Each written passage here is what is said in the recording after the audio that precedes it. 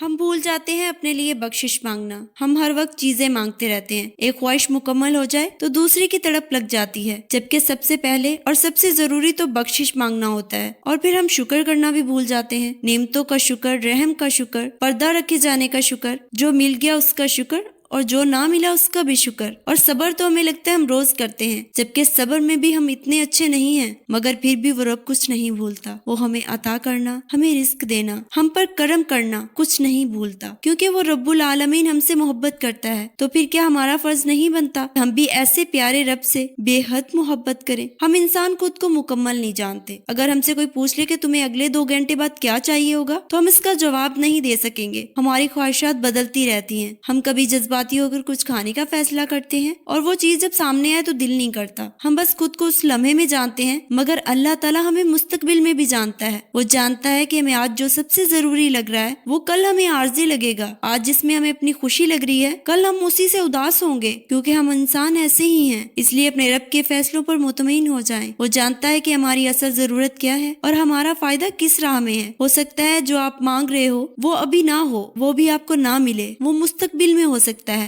ہے دعا کن کے سفر پر نکل چکی ہو، مگر یقین رکھو وہ جو دل میں ہے نا تمہارے وہ ہو کر رہے گا. جو چاہت ہے تمہاری وہ مل کر رہے گی. دیکھو اللہ تعالیٰ محروم نہیں کرتا، وہ تو نوازتا ہے بے انتہا، کیونکہ یہ اس کی محبت ہے تم سے. تو کیا تم یہ محبت نبھاؤ گے؟ خدا پر کامل یقین کر کے دکھاؤ گے؟ جب آپ دعا مانگتے ہو اللہ تعالیٰ تب کہیں کسی کے دل کو نرم کر رہا ہوتا ہے، کہیں کسی کے ذہن میں کوئی خیال ڈال رہا ہوتا ہے، فرض تمہارے لیے اسباب بنا رہا ہوتا ہے، اور تمہیں لگتا ہے دعائیں رائے گاں جا رہی ہیں. دعائیں کبھی رائے گاں نہیں جاتی، دعائیں بس قبول ہو جاتی ہیں.